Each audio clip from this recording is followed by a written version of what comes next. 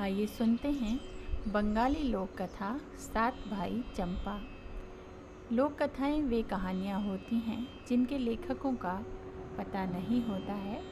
ये कहानियाँ एक पीढ़ी से दूसरी पीढ़ी को सदियों से परंपराओं में सुनाई जा रही होती हैं। तो लीजिए सुनिए कहानी सात भाई चंपा। एक राजा की 7 रानियां थीं। प्रथम 6 रानियां अत्यंत अहंकारी थीं। छोटी रानी शांत स्वभाव की थी, इसलिए राजा छोटी रानी को सबसे अधिक चाहते थे। बहुत दिनों तक राजा की कोई संतान नहीं हुई। उनके बाद इतने बड़े राज्य को कौन संभालेगा, यह सोच सोचकर राजा अत्यंत दुखी रहते थे। कुछ दिनों के बाद छोटी रानी ने गर्भ धारण किया। राजा के हर्ष का ठिकाना न रहा। राजा ने सारे राज्य में मुनादी करवा दी और राज्य के भंडार खोल दिए। मणिमाणिक के मिठाई जिसे जो चाहिए जितना चाहिए ले जा सकता था। बड़ी रानियां ईर्ष्या से जल भुन गईं। राजा ने अपनी एवं छोटी रानी की कमर में सोने की जंजीर बांध दी और कहा, जब बच्चा होगा तब इस जंजीर को हिला देना, मैं आकर बच्चे का मुंह देखूंगा। यह कहकर वे राज दरबार में चले गए। छोटी रानी को बच्चा होगा तो उसके घर में कौन रहेगा, यह प्रश्न उठा तो बड़ी रानियों ने कहा कि इस कार्य हेतु तो दासियों की सेवा क्यों ली जाए, यह काम हम लोग ही करेंगे। बड़ी रानियों ने छोटी रानी के कमरे में जाकर जंजीर को हिलाया। राजा दरबार का कामकाज छोड़कर ढाल ढोक मणिमाणिक के पंडित पुरोहित को साथ लेकर उपस्थित हुए, पर कुछ भी न देखकर निराश होकर लौट गए। पुनः राजसभा में उनके बैठते न बैठते फिर जंजीर को हिलाया गया। राजा पुनः दौड़कर गए। इस बार भी कुछ नहीं हुआ। गुस्से में राजा ने कहा, जब कुछ हुआ ही नहीं तो जंजीर क्यों हिलाई, मैं सब रानियों को काटकर फेंक दूंगा। यह कहकर वे चले गए। छोटी रानी ने एक एक कर 7 पुत्रों एवं एक पुत्री को जन्म दिया। सारे बच्चे चांद के टुकड़े फूल की कली जैसे लग रहे थे। उनके जन्म लेते ही कमरा प्रकाशित हो उठा। छोटी रानी ने धीरे से पूछा, दीदी कौन सी संतान हुई है?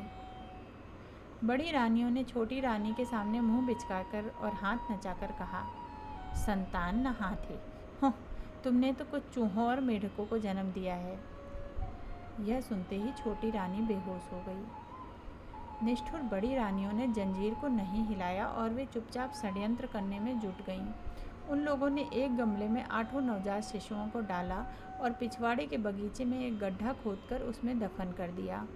लौटते समय कुछ चूहे एवं मेढक के बच्चे एक टोकरी में लेकर आईं और उसे छोटी रानी के समीप रखकर जंजीर को हिला दिया। राजा फिर ढाल ढोक गाजा बाजा मणिमाणिक के नौकर चाकर पंडित पुरोहित को लेकर पहुँचे। बड़ी रानियों ने गमगीर होकर अपने आंसू पोंछने का अभिनय कर चूहों और मेढक को बच्चों की टोकरी राजा के सामने कर दी। उसे देखते ही राजा क्रोध से आग बबूला हो गए। उन्होंने तुरंत आदेश दिया कि इन चूहों और मेढकों को जमीन में गाड़ दो और इसके साथ ही छोटी रानी को उन्होंने राजमहल से बाहर निकालने का हुक्म दे दिया। बड़ी रानियों की तो खुशी का ठिकाना नहीं रहा। उनकी आंखों का कांटा सर्वदा के लिए दूर हो चुका था।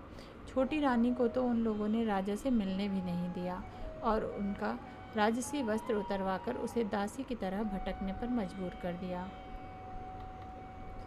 दिन बीतने लगे। बड़ी रानियों के तो मज़े हो गए, पर राजा उदास रहने लगे। उनकी मन की शांति छिन गई। उन्हें किसी काम में मन नहीं लगता था। राजा के बगीचे में फूल नहीं खिलते थे। राजा ने पूजा पाठ करना भी छोड़ दिया था। एक दिन एक अद्भुत बात हुई। राजा की माली ने देखा कि बगीचे में चंपा के साथ और चमेली का एक फूल खिला है। उसने राजा को यह बात बताई। राजा ने उसे आदेश दिया, वे फूल तोड़कर लाओ और उन्हीं फूलों से मैं आज पूजा करूँगा। माली फूल तोड़ने बगीचे में गया।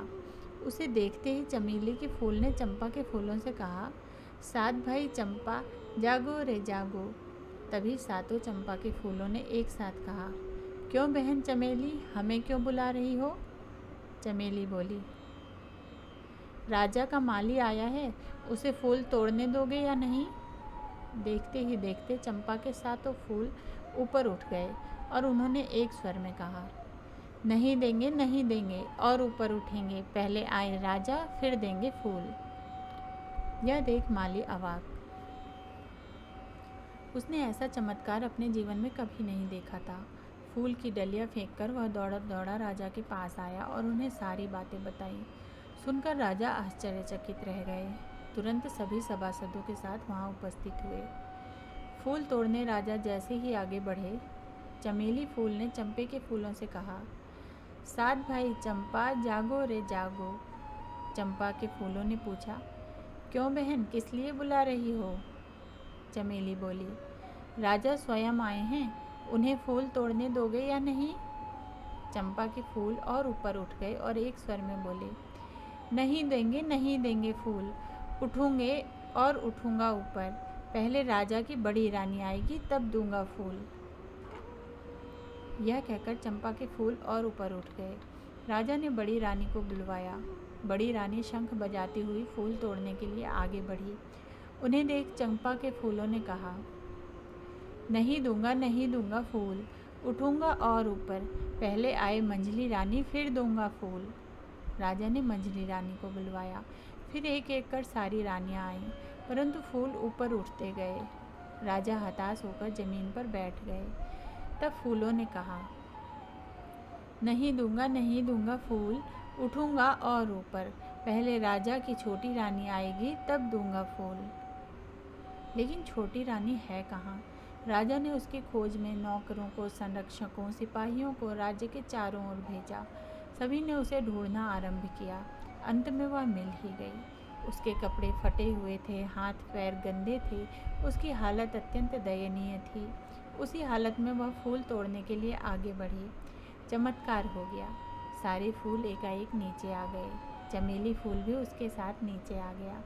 चंपा के सातों फूलों में से एक एक करके सुंदर खूबसूरत राजकुमार आए और चमेली के फूल में से एक अपूर्व सुंदरी राजकुमारी प्रकट हुई। सभी माँ माँ कहकर छोटी रानी से लिपट गए। राजा सब माजरा समझ गए। खुशी से उनकी आंखों से आंसू निकल पड़े। उन्होंने तुरंत सभी बड़ी रानियों को कांटे के ऊपर लिटाकर जमीन में गाड़ देने का आदेश दिया एवं छोटी रानी, सातों राजकुमार और राजकुमारी के साथ राजभवन में आए। राजभवन में आनंद एवं उत्साह छा गया। आप सुन रहे थे बंगाली लोक कथा सात भाई चंपा।